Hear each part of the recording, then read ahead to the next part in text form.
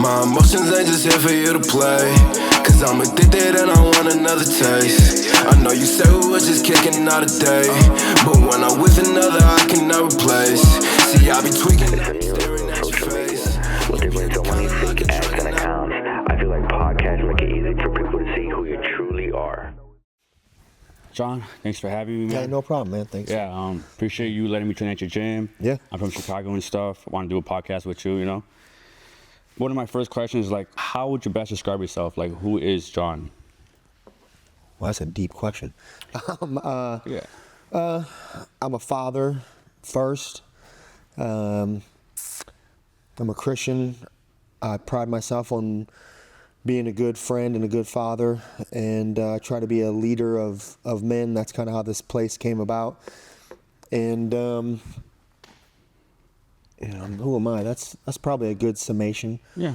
Christian, a Christ follower that tries to implement the stuff I've learned in my professional sports background prior to being here. That's a good description. That's a good description. Like, Yeah. How did your passion for like martial arts come about? I would say, I used to be a runner, and runners are really small, and everybody makes fun of runners for being small and weak. And I was a very successful runner when I was younger, and I had a passion for that. It was one of these sports that the more you put effort into it, the more you see reward in it. And you can't depend on anyone else but yourself. Meaning, like, if you go to a high school and they're like, oh, David's best friend's uncle is the superintendent, so this kid gets to play more than the other kid. Martial arts to me was like that in running. If you're the best, you're the best. And I kind of landed in this that way, if that answers the question. How old were you, do you think? When you I actually started, I can give you my origin story, so to speak. Sure. Just because I ran track and cross country, and then when my running career was over, I lacked purpose. I guess that's kind of 100%. because people, when they do sports, it's almost like the military. They get PTSD when they're done because they so much put the value of themselves as a person in the sport or in the military, and when they get done, they lack purpose. You're lost. Yeah, 100%. And because it's a part of who you are, and then when it's done, you don't have anything to do or where to go, and you lose your quote-unquote tribe. That's a popular word now, but I did all the stuff that everybody does, CrossFit, and then going to the gym, playing in the YMCA basketball leagues and all that stuff. And then when I became a father, I was like, man, I need to learn how to protect myself. And then I learned there's a difference between a person who's not scared to fight and somebody that knows how to fight. I didn't learn that until later. But then when I had my son, I'm like, man, I got to teach this kid what my dad never taught me, and that's actually how to defend myself. Of course. And so I got into Taekwondo first at J Kim. Shout out to Scott Miller. He brought me there. I lived in Boston at the time, and everybody knows J Kim as the place where Joe Rogan went. Yeah. So Joe Rogan, that's where he went. And then I was not into kicking. You gotta be super flexible and fast. Oh, and yeah. I didn't think who shows up to a bar fight and then starts kicking. Yeah, unless you're Jean-Claude Van Damme. Yeah. And you got the black tank top and you're doing the dance. That wasn't for me. And then I ended up going to Connors MMA in Norwood, Massachusetts, with my buddy Scott, who was my guitar teacher at the time. And that was it, man. I got beat up by a kid, by Matt Toulos. He's now a pastor.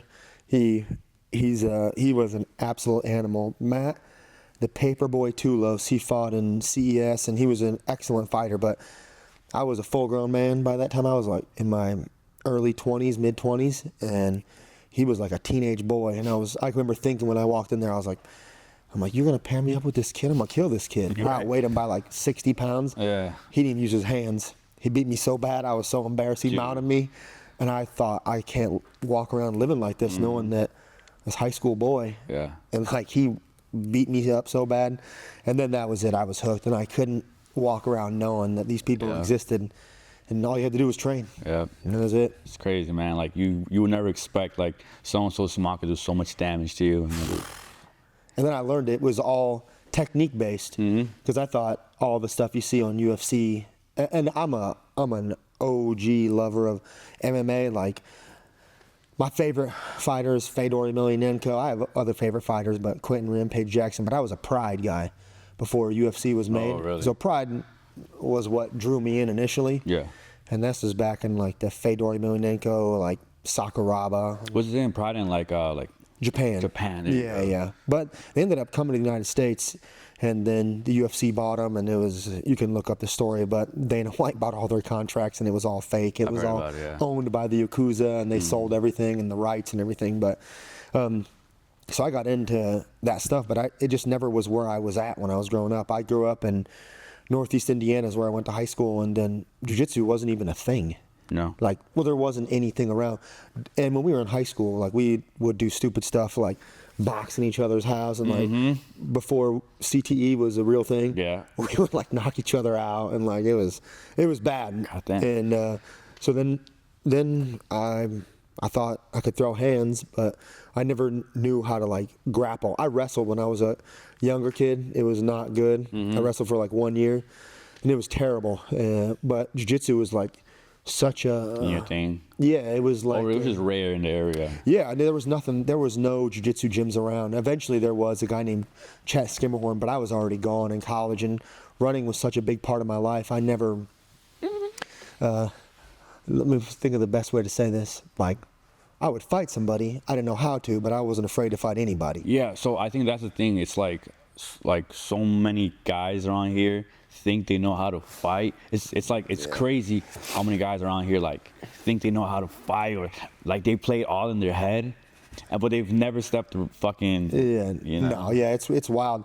People, and I've done jiu-jitsu now and for years, and I've been to all the gyms you can think of, and I've seen the top of the food chain in the UFC, and I've seen regular guys, and it's so funny to me. People will walk in and like they just know, and I see this all the time too, just from years of experience. But people are like I'm good. Like when I see red, like it's over, dog. Like they really think this. I know, it's and crazy. like It's crazy. at my old gym, where I pretty much honed the majority of my craft, where I really learned how to grapple at a high level, was at Manchester, Connecticut. Rob Magow was the guy there, and I was the quasi mat enforcer there for a long time. So Mat enforcer. when the guys would come in and they would see red and they would beat up on an older person or a younger person or a weaker person, a couple of times Rob would give me like the look, and what was understood didn't need to be discussed.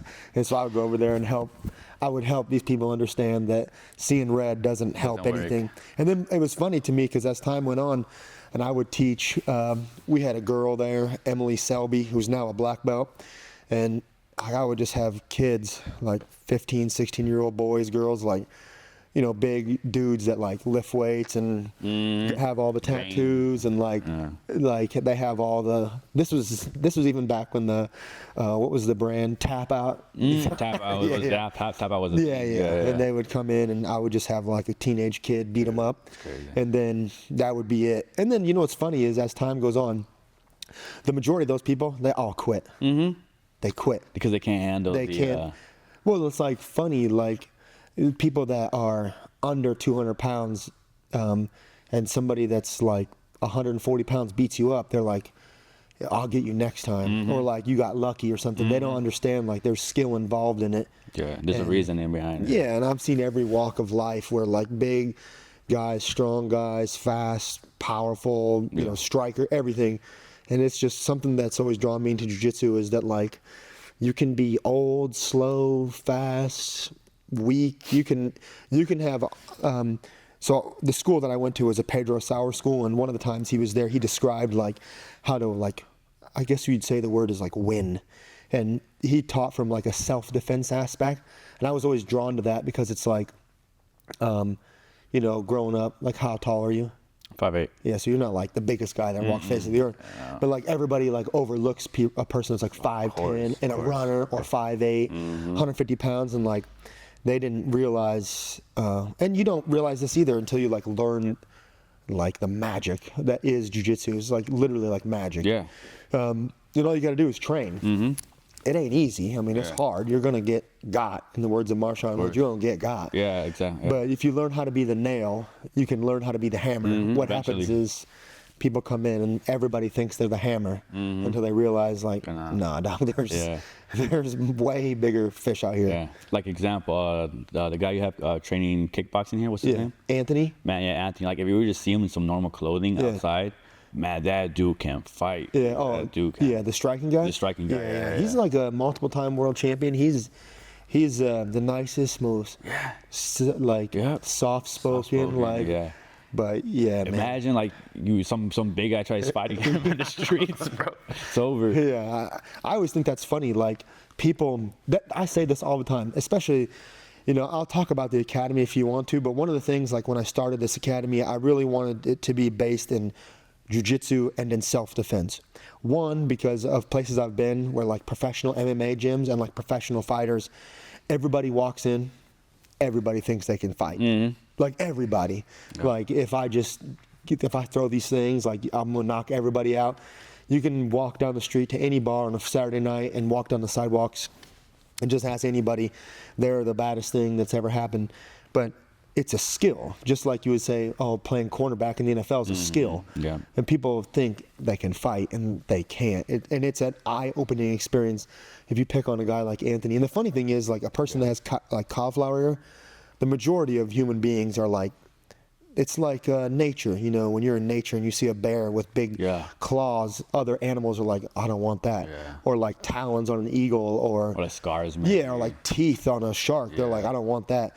And in the human version, it's like when you see cauliflower, it's like Khabib or somebody, you're like, I better not do this. But some humans are like, they don't even know what that is. And they just think like, well, I fought somebody in middle school. I beat somebody up in the bathroom twice in high school. And this guy gonna catch this work. And then they realize like, oh no, a guy like Anthony knows how to like manage distance and space. And Hits you so quick. You won't even know it, man. Yeah, it doesn't make sense. It's crazy. How, like, have you done big tournaments in your career, or really focused on just teaching? Or yeah, I've done tournaments like locally. When I really I competed when I was in Boston. I've competed all over the country in jiu-jitsu tournaments.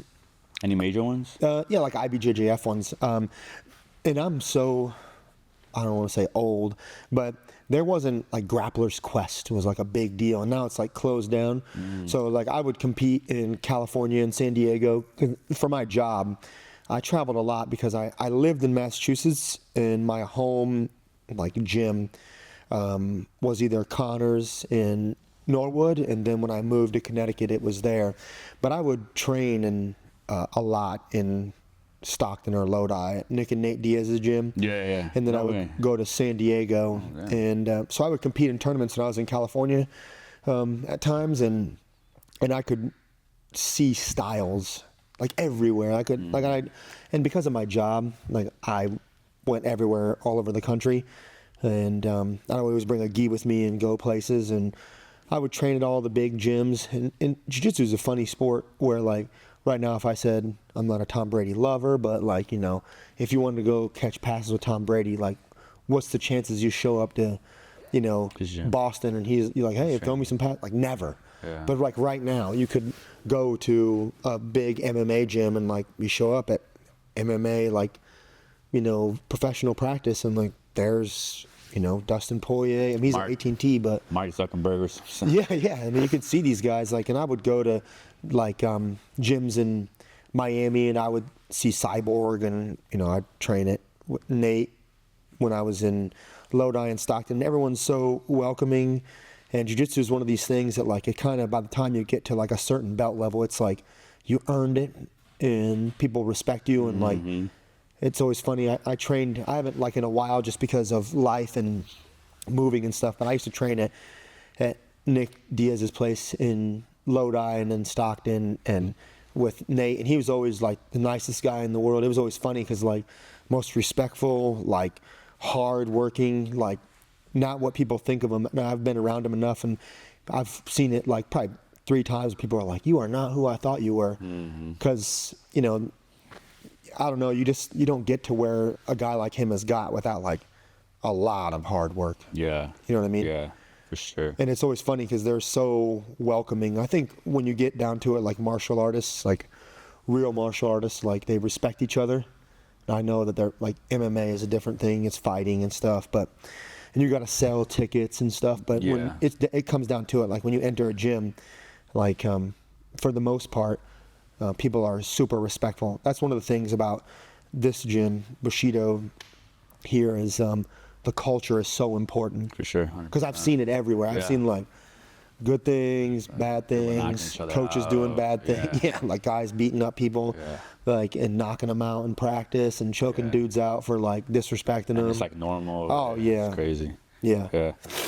I saw a post you made winning like a tournament as a team, as a #1 team. Like, did you ever think that you would come to like that position where you have the #1 team in Indiana?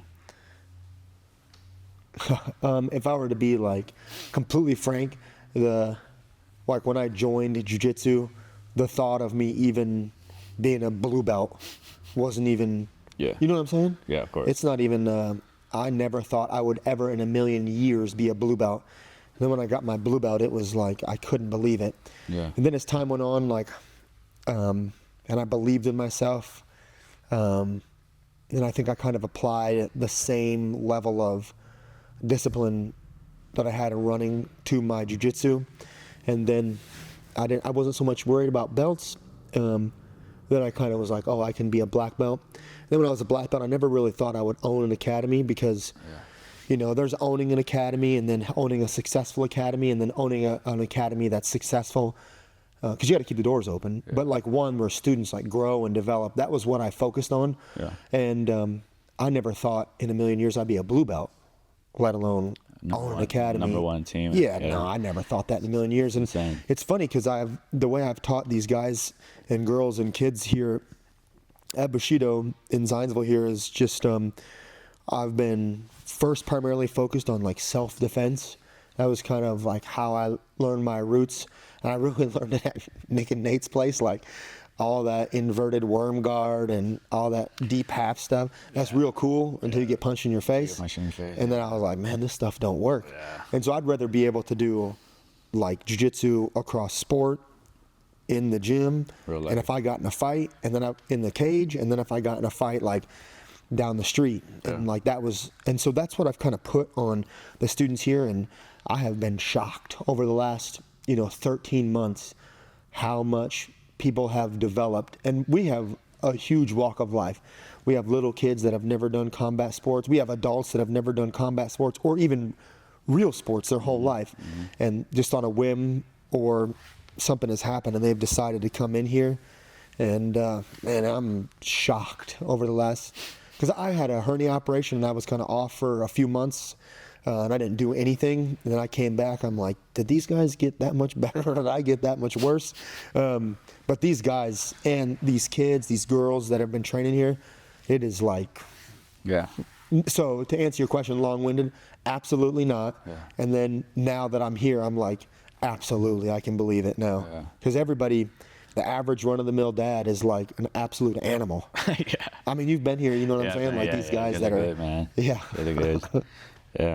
What do you think are some of the most misconceptions people get from even wanting to start martial arts, like just entering the FUV? Well, first it takes so much courage. Well, everybody, I think of it this way: if I were to have 100 people, and 100 people were interested in jiu-jitsu, 50 of them won't even like, they'll look at Instagram videos and like, that's really cool. That's it. And then like the other 50 will be like interested enough to like look it up on Google, and they're like, jiu-jitsu near me, and they'll look up the website, they'll look at the Instagram page, but like maybe 10 of those 100 people will be like, all right, I'm gonna go check this gym out, or I'm gonna, because a lot of people send messages to to me or to a coach, and they'll be like, hey, I want to come try it out. But then they get to the place and they get super scared, because I'll put myself in the beginners. I think that's one thing that I understand really well still, is I still can remember being a white belt and walking in to a jiu-jitsu gym or an MMA gym, because my thought of MMA was like pride. Yeah. It was like Sakuraba, like breaking Henzo's arm, or like Fedor Emelianenko knocking these dudes out. And I'm like, I'm going to go try this. And I'm like, I'm going to get knocked out in my first practice.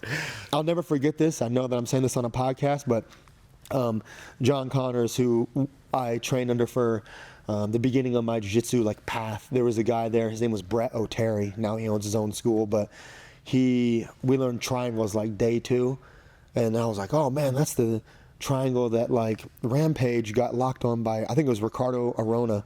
And remember the Rampage slammer? He picked him up over his head, and then Rampage slammed him down. Oh yeah. And I didn't know, like, when you get picked up, you just let go of the triangle and that's it. And Brett O'Terry picked me up off the ground and slammed my head on the ground, and it like basically like knocked me out, and I survived. But at the time, he was a super successful wrestler in college.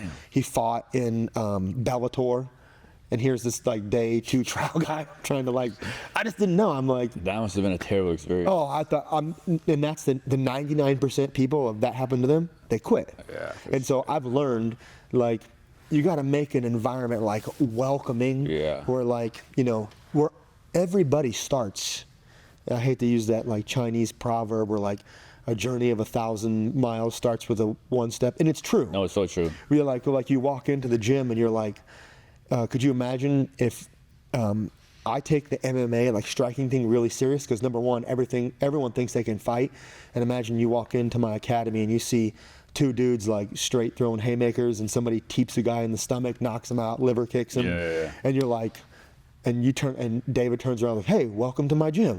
You're like, nah, I'm out of here, man. No way. No, it's crazy, because the first time I ever, I did the same thing. I did jiu-jitsu near me. Yeah. I thought about it for like 2 weeks. I would Google it like every other day. And then when I finally parked up outside, I was like, what am I doing? Like, I should turn my car and go home. So, but then I walked in, my heart was beating.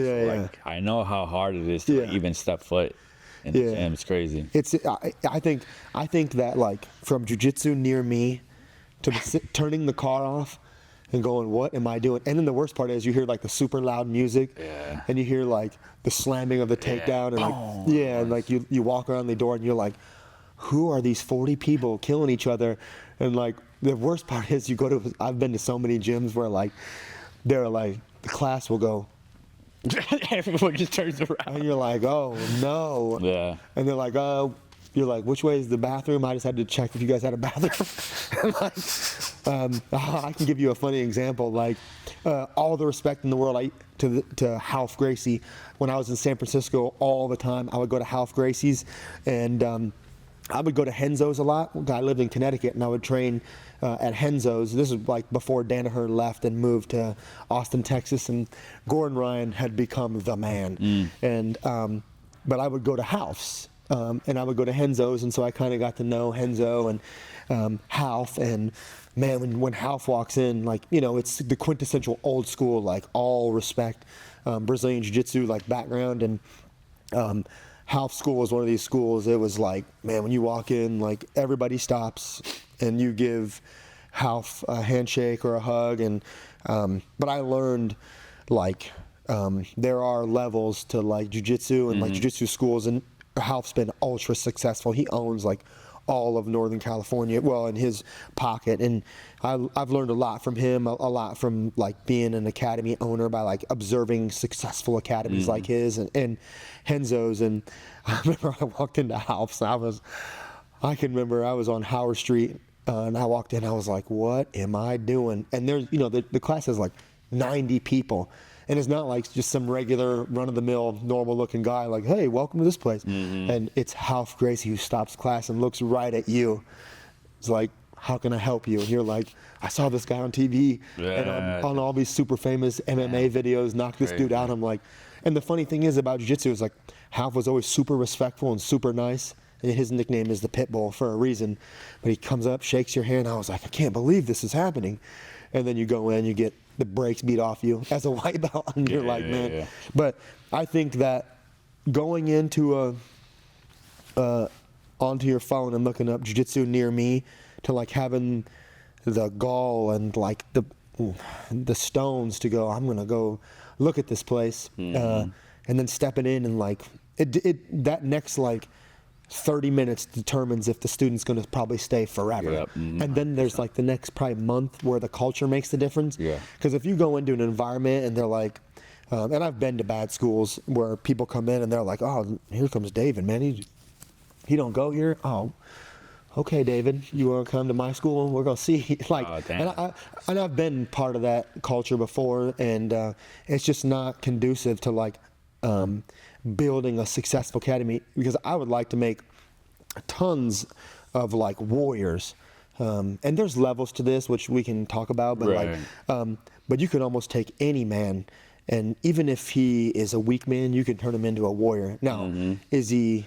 There's this saying that's like, when 100 people go to war, like 50 are just target practice, and 90 is the army, but 10 people make the war, like, and there's 9 of those are like devout soldiers, ultra successful, like willing to do anything, but typically there's one out of the 100. And if I can make one, that's amazing, but I can make tons of those 9 of the soldiers. Yeah, I feel like if there's one major soldier, everyone else looks up to them and wants to be just like them. Yeah, I've made a couple here already, and I've seen him. I feel like I see him, like Donovan. Yeah, Donovan is. He had no combat sports experience, and to see him, what he's done over the last, I think he's been training almost 4 years, and 4 years is not a long time. And to see what he's done has been remarkable. I have another friend who, at my other academy, he's now a brown belt. His name's Isaac. And I can remember watching him, and I think I was a purple belt at the time. I can remember watching him. I was a 4-stripe purple belt. I can remember watching him. We've had this conversation that you and I were just talking about, sitting in the car, like, what am I doing? And I can remember him walking in. He'd laugh now, but he was pretty overweight, and you could just see in his eyes had this almost like defeated look. And I was a successful runner, and I've been a leader, not by like choice, I guess, but like I had a coach who's made the biggest impact on me in my entire life. His name is Brian Shepard. He's now a principal at my elementary school, but I owe 100%. Well, I have other people too, but 90-something% of the man that I've become, a large part of that is because of him, and he put so much pressure on me to be a leader when I was young. And so I can remember being the fat kid, because I was in middle school.